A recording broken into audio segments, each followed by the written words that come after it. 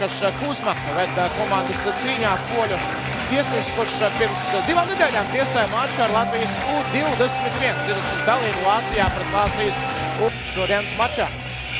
Neredzama serbu uzbrucēju pieteikumā, atgriežoties pie Rīga, viena maza piebildīta. Jā, tas bija Eirokausa sastāvs, kurš bija gandrīz visās spēlēs nemainīgs. Ir jāpamina, kā šī komanda spēlēs ar kādu izkārtojumu, jo var ar 3 centra aizsargiem, ar 2, tas noteikti arī Adrianam Guļam uzdevums, jo Rīga sastāvs. Jā, vairāk RFS ir mainījusies kopš abu komandu pirmajām 2 tikšanās reizēm. Protams, arī Rīga, piemēram, Grimaldo un Toņišovs sezonas gaitā ir palielinājuši savas akcijas, bet, ja skatīties uz to pašu manis pieminēto 18. jūnija spēli, tad jau arī toreiz gan Grimaldo, gan Toņišovs spēlēja starta 11. Tā kā Atbildīga cīņa sodlaukumā, raugāmies, kur tad Grimaldo iespēlēs šo bumbu. Vai uz to stabu, vai arī uz tālo žau Grimaldo, uz to vairāk sitiets, bloķēts, šekolēs Musā ar labo kāju sit garā vārtiem. Pirmais mēģinājums no ganieša daudz tuvāk mērķim, šis bija top moments, tiens iegūtu spēku. Vēlreiz atkārtojumā šī epizode. Lūk, un kurš tur bloķē, kurš tur atsit. Manuprāt, tas pat nebija Vārtsargs, varbūt pat pasaules spēlētāji. Jā.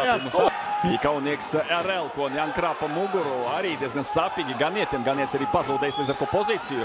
Ļauj spēlēt tiesnesis, Talā ieguvis brīvību kreisajā flangā. Talā apspēlē Toņišovs, skaistā stilā sitiens. Toņišovs pagūst atpakaļ un nobloķē šo vēl viens. Centrējums bīstami, Rakičs atkal šis te mēģināts uzsist. Tieši vēlēju sacīt, kad es ieraugu Albašīru šādos brīžos, paliek bail, ko viņš ar to bumbu darīs, bet te pārāk maz ieskrēns. Tieši tā īsā piespēle Grimaldo apmana Zelenko, Grimaldo sitiens no distances tieši virsmu Marko Maričam. Maričs neizlaiž bumbu, piesteidzās uzreiz klāt, cerībā uz kļūdiņu. Arī Orlando Galo, pirmā Rīgas derbija varonis virslīgā. Maričs šeit nevienam neko nedāvina. Jā, pāripinam bumbu, tālāk jau jātiek galā Veipam. Stefans Paničs arī gana uz zemu šeit uzbrukuma ievada daļā. Tur arī viņš ir pieredzis būt tieši, kad uzbrukums sākās. Un tālā arī jāatdurās viņam pret pretnieku pussargiem vai atbrīvo kādu flanku. RFS nebata Rīga tagad ir jāskatās, un RFS izdodas šeit pamainīt. Ikaunieks dabu pa kājām no muguras, tas ir noteikuma pārkāpums. Arī saprotama cena, par ko komandas cīnās. Tagad, diezgan ātri izbeidz pirmo puslaiku poļu tiesnesis, varbūt arī kavē transportu atpakaļ, bet vismaz pēc mūsu pulksteņa rāža pat nav. 2 minūtes nospēlēts kompensācijā, bez vārtu neizšķirts. Lai cerības padarītu krietni dzīvākas. Turklāt, ja RFS spēles gaitā izvirzīsies vadībā, diezgan būtiski būtu arī panākt 2-0, lai uzlabotu arī vārtu bilanci, bet par to mēs runāsim tajā brīdī, ja RFS tiešām iesitīs, bet tikko redzēt ļoti interesantu izspēli no centra. Ātri to dara.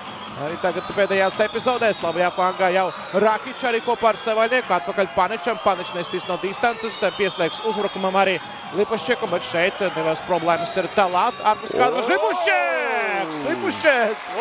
Bija iesākt saruna par to, ka neīstā brīdī Talā slēdzas ārā, jo Talā tur pieturpās un rādīja, ka nav gatavs turpināt. Un ja Lipušķeks būtu atmetis acu skatienu, iespējams viņš raidītu bumbu autā, bet lūk, dzīve ar pavērsieniem neviens nepamanīja Talā.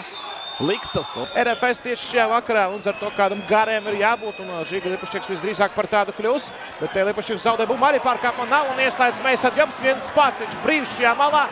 Meisa iekšā jau sodlaukumā tuvojās Djobs, piespēl gar vārtiem uz talu, Mankedār galvu garām vārtiem, Mankedār! Kaut kādu kosmisko futbolu te nodemonstrē Rīga, tāda piespēle pa gaisu, interesanta piespēle no Meisas Djopa, un Mankedār atsaucās uz to nopietnā veidā, nevis nedaudz pakuriģēt to, bet ļoti nopietni ietekmēt tālāko cīņas gaitu virslīgā. Jā, būs grūti to vārtu starpību deldēt RFS savstarpējās spēlēs, bet es ticu, ka arī parastā uzvara totāli derēs šajā vakarā RFS. Un tagad to var izcīnīt Jānis Ikaunieks gar vārtiem un gar pašu vārtu stavu pēc rīkošetam noelšas trīvīnēs cilvēki. 80. minūte, cik tuvu RFS pietuvojas tam vienam svarīgiem golam, par kuru sāku runāt.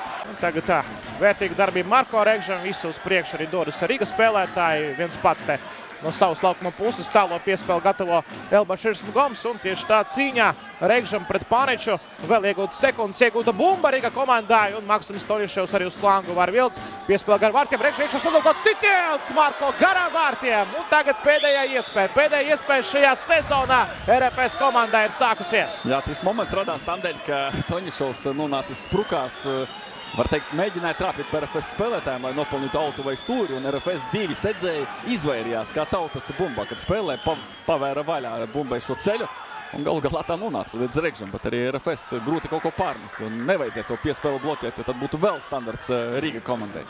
Pēdējās sekundes, jau pavisam maz pusminūte RFS. Šeit ir svilpa, nu te jāskrien visiem uz priekšu. Te ir jāmēģina izspēlēt.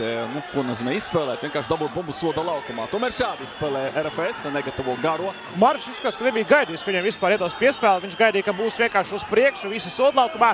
Un tagad ir jānogarā bumbu sodlaukumā jau pēdējās sekundes. Vikls Moras kliedz, piespēle atpakaļ, seko atpakaļ. Tas nav variants RFS.